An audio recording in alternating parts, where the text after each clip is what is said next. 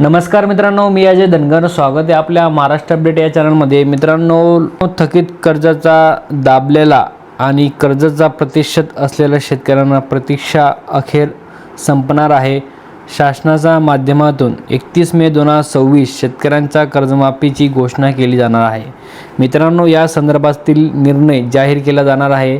मित्रांनो, आपण अनेक दिवसापासून पाहत आहोत की कर्जमाफीच्या संदर्भात शासनाने काही निर्णय घेतले आहेत। गेल्या बजेटमध्ये आपण पाहिलं की कर्जमाफीची घोषणा करण्यात आली। त्यामध्ये 2 लाख पर्यंत कर्ज माफी, नियमित शेतकऱ्यांना 50,000 रुपयाचा प्रोत्साहन यासाठी गठीत करण्यात आलेल्या समितीच्या माध्यमातून आपला अहवाल सादर केला आहे। राज्यातील थकीत शेतकऱ्यांची माहिती गोळा करण्यात आली आहे। नियमितपणे पीक कर्ज भरणाऱ्यांना शेतकऱ्यांची माहिती गोळा करण्यात आली आहे आणि मुख्यमंत्री माध्यमातून, कृषी मंत्र्यांच्या माध्यमातून 20 जून 2026 यापूर्वी शेतकऱ्यांची कर्जमाफी केली जाणार आहे, याची माहिती शासनाने दिली आहे। यामध्ये अजून या संदर्भात कर्जमाफीला मंत्रिमंडळाची मंजुरी नाही दिली आहे आणि या संदर्भात GR पण नाही आला आहे।